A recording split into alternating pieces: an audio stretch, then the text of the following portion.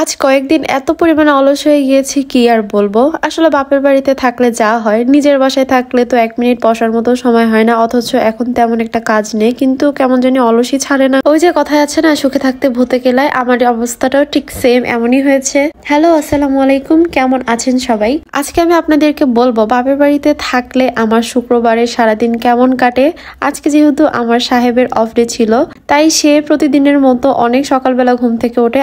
আজকেও ব্যতিক্রম কোনো কিছুই না। সে সকাল সকাল ঘুম থেকে উঠে আমাকে জ্বালানো শুরু করে দিয়েছে। প্রতিদিন আমি ঘুমে থাকি আর সে আগে আগে উঠে চলে যায়, কিন্তু আজকে যেহেতু সে বাসায় ছিল, এজন্য সে ভাবছে আমাকে একদমই ঘুমাতে দেবে না। আমার আগেই সে ঘুম থেকে উঠে গেছে আর ওঠার পর থেকে শুরু করেছে কিভাবে আমাকে ডিস্টার্ব করবে। আচ্ছা বলেন তো, শীতের সকালে কি উঠতে মনে চায়? মনে হয় শুধু শুয়ে থাকি, কিন্তু ঘুমাতে পারলাম আর কই। তার যন্ত্রণায় একদম উঠে যেতেই হলো। উঠে ফ্রেশ হয়ে আমি কাজে লেগে পড়লাম। বরাবরের মতো আমি ঘরের কাজ করি আর রান্না বান্নার কাজগুলো আম্মু করে।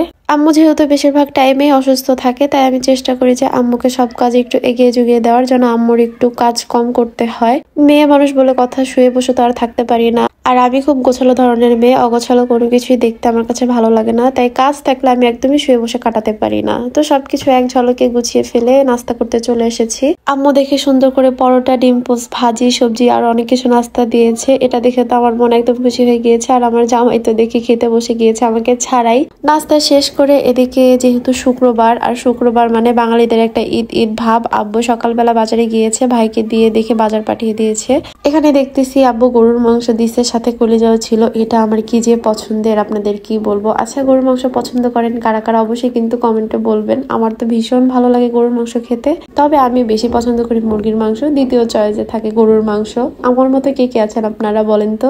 আম্মুকে বলতেছিলাম গরুর মাংসটা অনেক সুন্দর করে রান্না করো। এদিকে দেখে আম্মু রান্না বান্না সব কমপ্লিট করে ফেলেছে। আমার আম্মুর হাতে রান্না বরাবরই অনেক বেশি সুন্দর হয়, মাশাআল্লাহ। এই তো আম্মু আজকে রান্না করেছে শাক ভাজি, দেন ডাউল, তারপরে ছিল গরুর মাংস আর পালং শাক ভাজি করেছে। এটা আমার অনেক বেশি পছন্দের। আর আজকে সব রান্নাগুলো কি যে মজা হয়েছিল। আম্মুকে বলতেছিলাম সবকিছু একদম পারফেক্ট হয়েছে, একদম পেট ভরে ভাত খেয়েছি। তারপরে আমি আর কোনো ভিডিও ফুটেজ নেইনি। একদম সন্ধ্যার দিকে আমার জামাইকে বলতেছিলাম তোমার হাতের চা খেতে ভীষণ ভালো লাগে, আজকে একটু তুমি চা বানিয়ে খাওয়াও। জামাইও আমার আবদার শুনে চা বানাতে চলে গিয়েছে, যেহেতু আজকে সারাদিনই সে বাসায় ছিল। সত্যি কথা বলতে আমার জামাইয়ের হাতের দুধ চা খুবই মজা হয়, আমার খেতে বেশ ভালো লাগে। এজন্য মাঝে মাঝে আমি ওর কাছে এই বায়নাটা ধরি আর আমাকে বানিয়ে খাওয়াই। আর শীতের সন্ধ্যায় যদি দুধ চা না থাকে তাহলে কেমন হয় বলেন তো? আমার তো একদমই জমে না। যারা চা লাভার আছে তারা এই বিষয়টা বুঝতে পারবে। তারপর আমার ভাই তো দেখি বার্গার বানাতে বসে গিয়েছে। আচ্ছা আপনারাই বলেন তো, এমন ভাই আর জামাই থাকলে আর কি লাগে বলেন।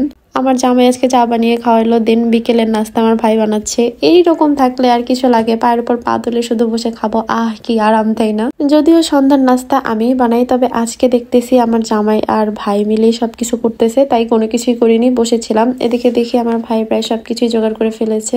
বার্গারের জন্য মেয়োনিজ, দেন চিকেন ভাজি করেছে, আর এখানে ছিল বিটরুট আর কাঁচা মরিচ। আমরা যেহেতু অনেক বেশি স্পাইসি লাভার আমরা সবাই, এই জন্য আমরা একটু এক্সট্রা করে কাঁচা মরিচও দেই, ওই ফ্লেভারটা অনেক বেশি ভালো লাগে খেতে। আচ্ছা, ঝাল খেতে কারা কারা পছন্দ করেন সব একটু সাড়া দিয়ে যাবেন তো। আমার তো ঝাল খেতে ভীষণ ভালো লাগে, আমি যে কোনো জিনিসে এক্সট্রা করে কাঁচামরিচ নিয়ে খাই। সবকিছু আমার ভাই যেহেতু করেছে, তো আমাকে বলতেছিল আপু তুমি বার্গারের ভেতরে সবকিছু একটু করে দাও। তো ভাবলাম এটুকু করাই যায়, যেহেতু বেচারা অনেক কিছুই জোগাড় করেছে। এখানে আমি সবকিছু দিয়ে সুন্দর করে বার্গারের ভেতরের পুরোটা বানিয়ে নিলাম। আসলে আমার ছোট ভাই এত সুন্দর বার্গার বানাতে পারে, সত্যি কথা বলতে। যদিও ডেকোরেশন হোটেলের মতো না হোক, কিন্তু তবুও খেতে অনেক বেশি মজা হয়। এই তো আমার বাপের বাড়িতে সারাদিন এভাবে কাটে, শুয়ে বসে আর খেতে খেতে। দেখতে দেখতে ভিডিও শেষ পর্যায়ে চলে আসছি গাইস। দেখা যাবে নেক্সট কোনো ভিডিওতে। এই পর্যন্ত সবাই ভালো থাকবেন, সুস্থ থাকবেন, আর আমাদের জন্য কিন্তু অবশ্যই সবাই দোয়া করবেন। দেখা যাবে নেক্সট ভিডিওতে। আল্লাহ হাফিজ।